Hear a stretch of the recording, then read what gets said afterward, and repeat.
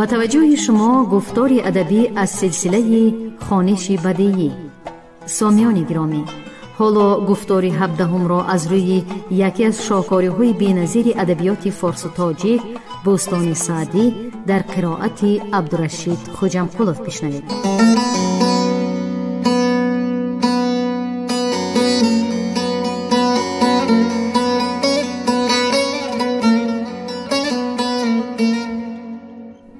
در اقصای عالم بگشتم بسی، بسر بردم ایام با هر کسی. طمع تو به هر گوشه یافتم، ز هر خرمنی خوشه یافتم. ادامه باب 4 در تواضع.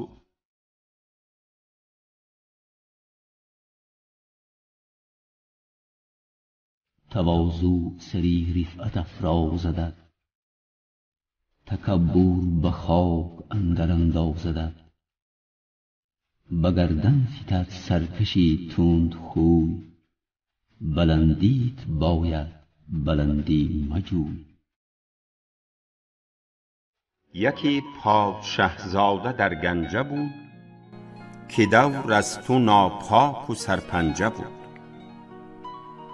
به مسجد در آمد سرایان و مست، می اندر سر و ساتکینی به دست.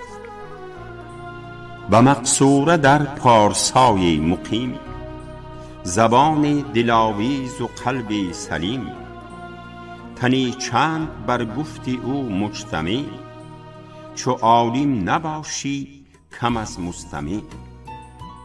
چو بی عزتی پیشه کردان هرون، شدند آن عزیزان خراب اندرون. چو منکر بود پادشه را قدم، کی آرد زد از امر معروف دم. تحکم کند سیر بر بوی گل، فرو ماند آوازی چنگ از دهل. گرت نهی منکر برآید ز دست، نشاید چو بی دست و پایان نشست.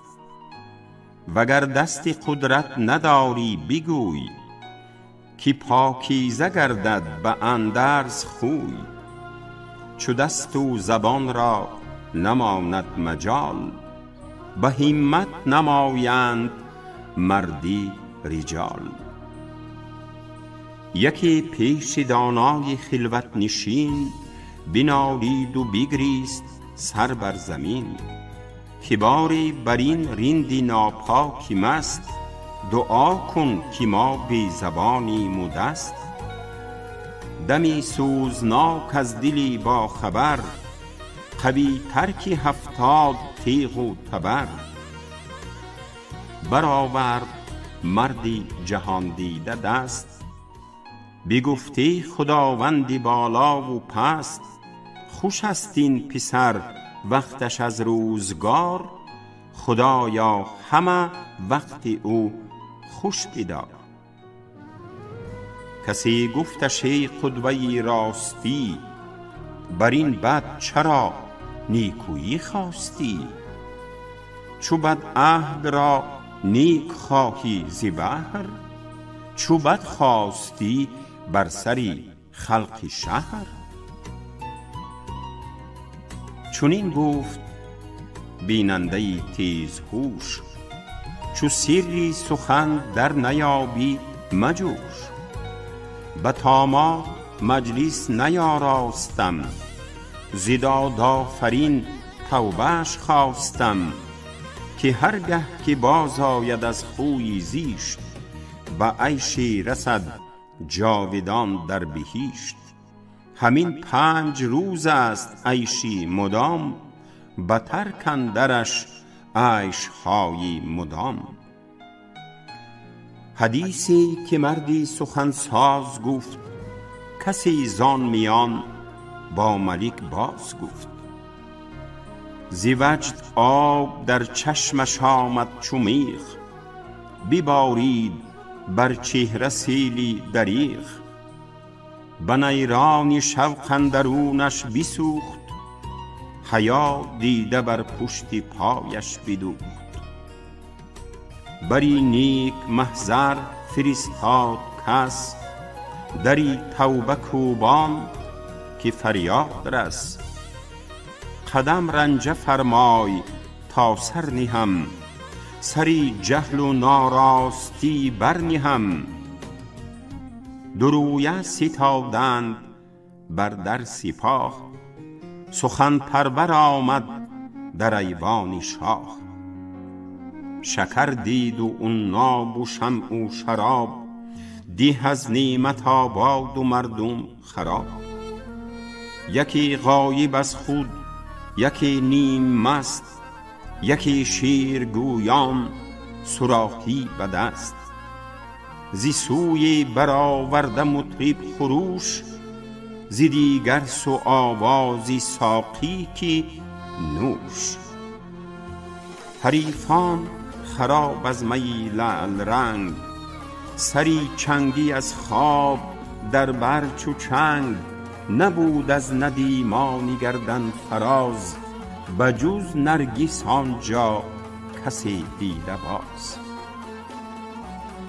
دف و چنگ با یکدیگر سازگار، برآورده زیر از میان ناله زار. بفرمود و در هم شکستند خود، مبدل شد آن عیش صافی بدود. شکستند چنگ و گسستند رود، بدر کرد گوینده از سر سرود. به میخانه در سنگ بردن زدند، کدو را نشاندند و گردن زدند. می لالگون از بتی سرنگون، روان همچنان کز بتی کشته خون.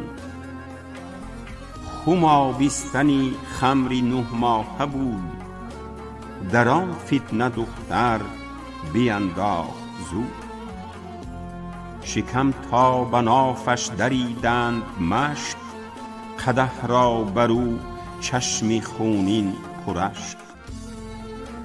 بفرمود تا سنگ صحن و سرای، بکندند و کردند نو باز جای. که گلگونه خمری یاقوت فام، بشستن نمی شد ز روی رخام.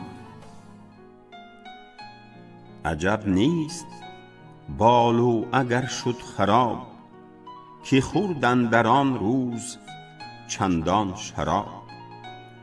دیگر هر کی بر بد گرفتی به کف، قفا خوردی از دستی مردم چو دف. وگر فاسقی چنگ بردی بدوش، بیماریدی او را چو تنبور گوش. جوانی سر از کبر و پندار مست، چو پیران به کنجی عبادت نشست. پدر بارها گفته بودش به حول، که شایسته رو باش و بایسته قول. جفای پدر برد و زندان و بند، چنان سودمندش نیامد که پند. گرش سخت گفتی سخنگوی سهل، که بیرون کن از سر جوانی و جهل. خیال و غرورش بران داشتی، که درویش را زنده نگذاشتی. سپر نفکند شیر غران ز جنگ، نیندیشد از تیغ بران پلنگ. به نرمی ز دشمن توان کرد دوست، چو با دوست سختی کنی دشمن اوست.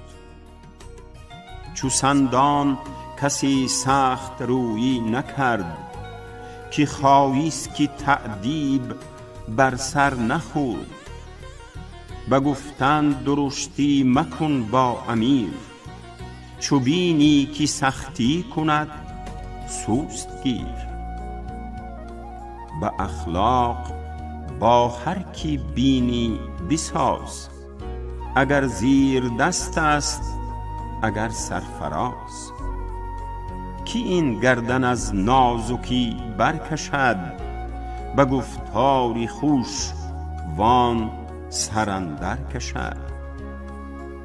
به شیرین زبانی توان برد گوی، که پیوسته تلخی برد تند خوی.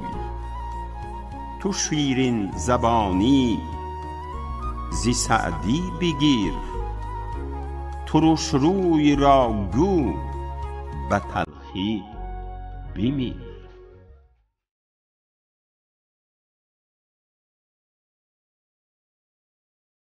تواضع سری رفعت افرازدد، تکبر به خاک اندر اندازدد. به گردن فتد سرکشی تند خوی، بلندیت باید بلندی مجوی.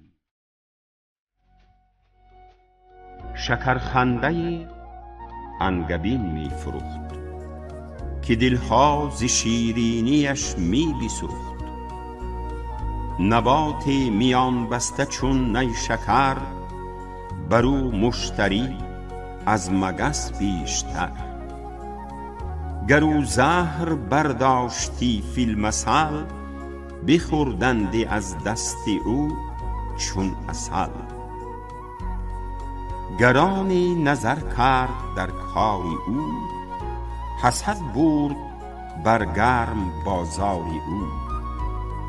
دیگر روز شد گرد گیتی دوان، عسل بر سر و سرکه بر ابروان. بسی گشت فریاد خوان پیش و پس، که ننشست بر انگبینش مگس.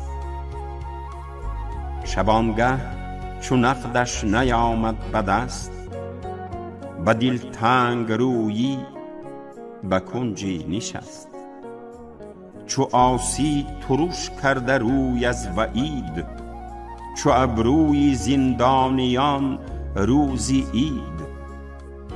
زنی گفت بازی کنان شوی را، عسل تلخ باشد ترش روی را. به دوزخ برد مرد را خوی زیشت، که اخلاقی نیک آمده است از بهشت. برو آبی گرم از لبی جوی خور، نه جلابی سردی ترش روی خور. حرامت بود نان آن کس چشید، که چون سفره ابرو به هم در کشید. مکن خواجه بر خویشتن کار سخت، که بدخوی باشد نگونسار بخت. گرفتم که سیم و زرت چیز نیست، چو سعدی زبانی خوشت نیز نیست.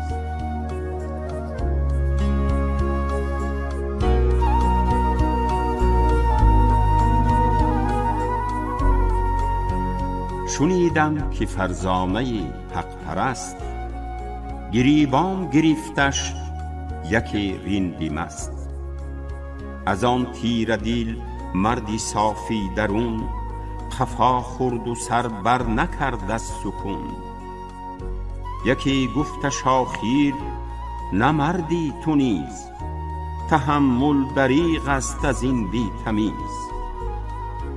شنید این سخن مردی پاکیزه خوی، بدو گفت از این نوع با من مگوی. درد مستی نادان گریبانی مرد، کی با شیری جنگی سگالت نبرد. ز هوشیاری عاقل نزیبد که دست، زند در گریبانی نادانی مست. هنرور چنین زندگانی کند، جفا بیند و مهربانی کند.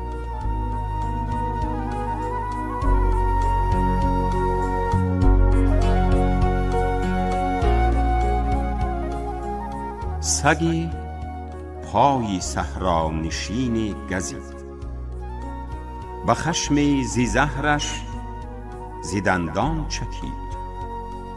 شب از در بیچاره خوابش نبود، به خیل اندرش دختری بود خوب. پدر را جفا کرد و تندی نمود، که آخر تو را نیز دندان نبود. پس از گریه مردی پراکنده روز، بخندید که بابکی دلفروز. مرا گرچه هم سلطنت بود و نیش، دریغ آمدم کام و دندان خویش. محال است اگر تیغ بر سر خورم، که دندان به پای سگ اندر برم. توان کرد با ناکسان بدرگی، ولی که نیاید ز مردم سگی.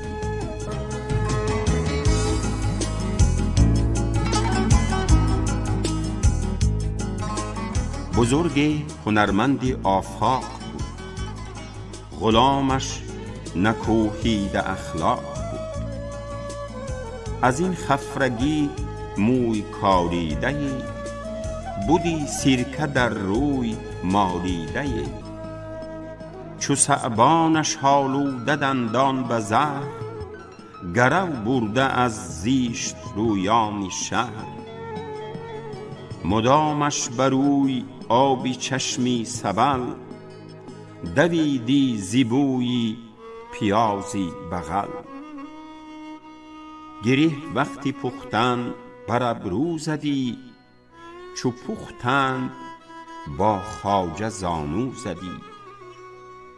دمادم به نان خوردنش هم نشست، وگر مرد آبش ندادی به دست.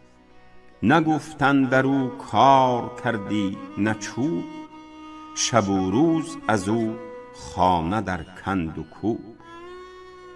گهی خار و خس در ره انداختی، گهی ماکیان در چه انداختی. ز سیماش وحشت فراز آمدی، نرفتی به کاری که باز آمدی. کسی گفت از این بنده بدخصال، چی خواهی ادب یا هنر یا جمال؟ نیرزد وجود بدین ناخوشی، که جورش پسندی و بارش کشی. منت بنده خوب و نیک و سیر، به دست آرم این را به نوخاس بر. وگر یک پشیز آورد سر مپیچ، گران است اگر راست خواهی به هیچ. شنید این سخن مردی نیکو نهاد، بخندید که یاری فرخ نژاد. بد است این پسر طبع و خویش، ولیک مرا زو طبیعت شود خوی نیک. چو زو کرده باشم تحمل بسی، توانم جفا بردن از هر کسی. تحمل چو زهرت نماید نخوست، ولی شهد گردد چو در طبع روست.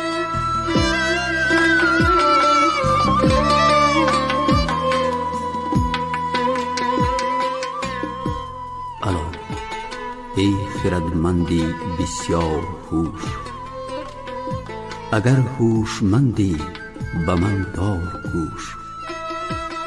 بلند آسمان زیر پای آوری، اگر پندی سعدی به جای آوری.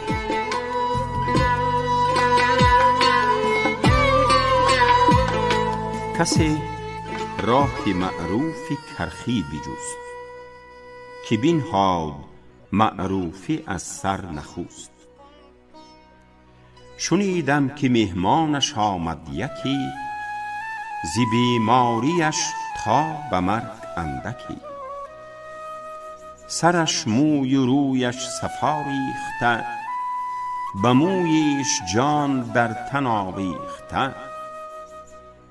شب آنجا بیفکند و بالیش نهاد، روان دست در بانگ و نالیش نهاد.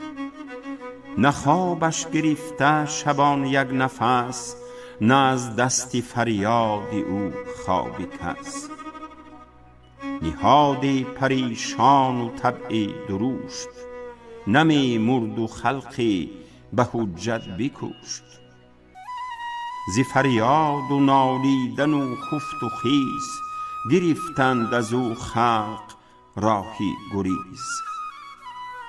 ز دیار مردم در آن بقعه کس، همان ناتوان ماند معروف و بس.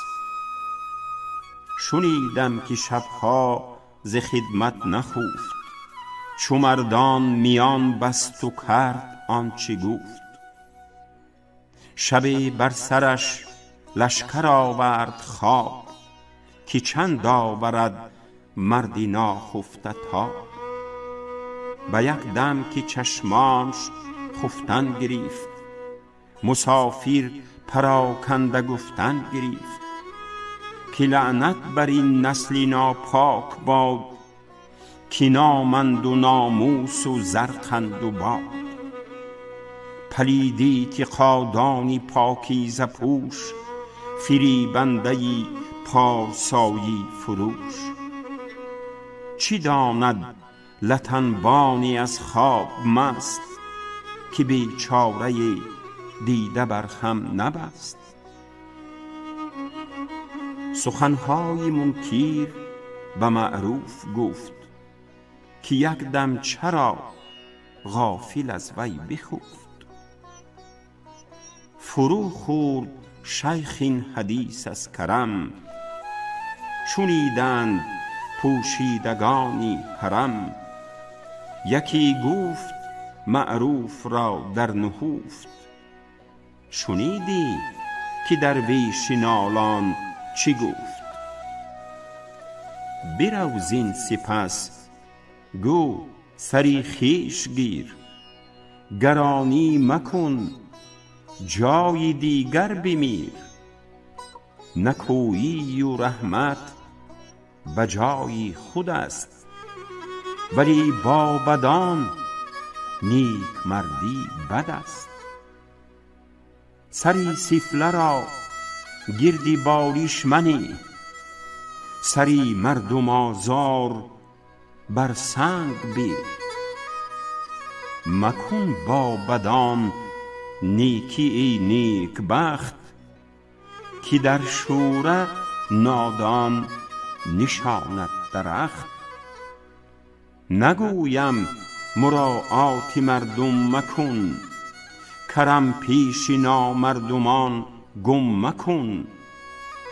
به اخلاق نرمی مکن با درشت، که سگ را نمالند چون گربه پوشت. گر انصاف خواهی سگی حق شناس، بصیرت به از مردمی ناسپاس.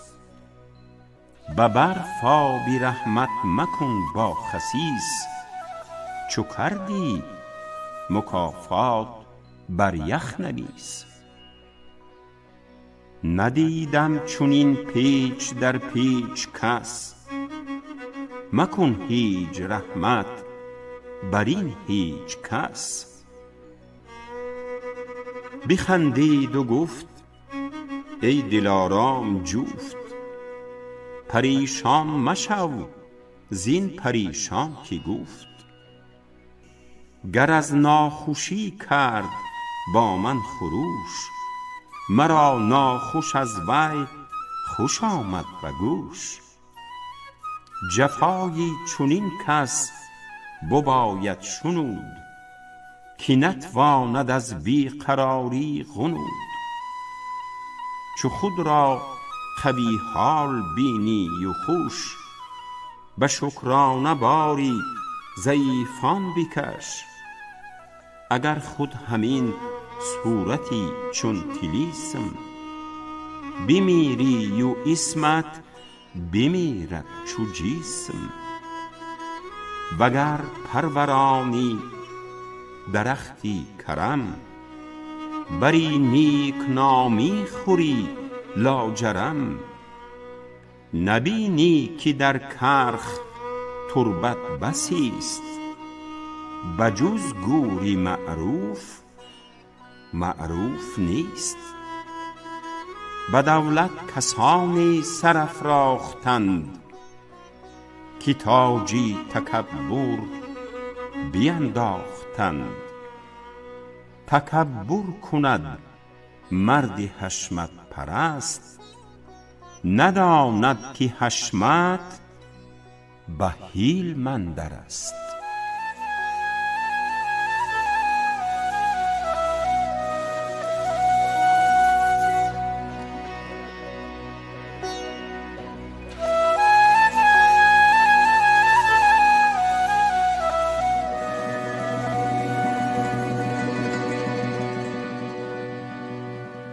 چو خواهی که نامت بماند بجای، پسر را خردمندی آموز و رای.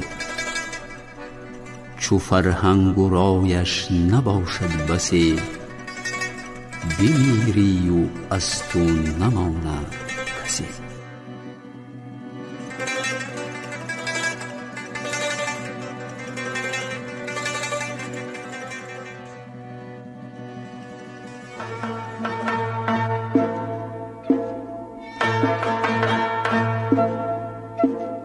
به چابکتر از خود مینداز تیر، چو افتد دامن به دندان بگیر. به اوراق سعدی چنان پند نیست، که چون پای دیوار کندی مایست.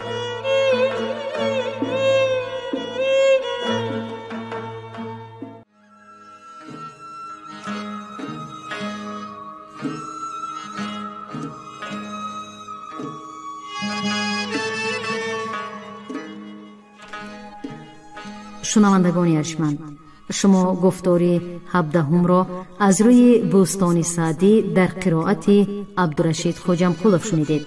کارگردان برنامه شیرعلی نغزلی. پایان گفتار ادبی از سلسله خوانش بدیعی.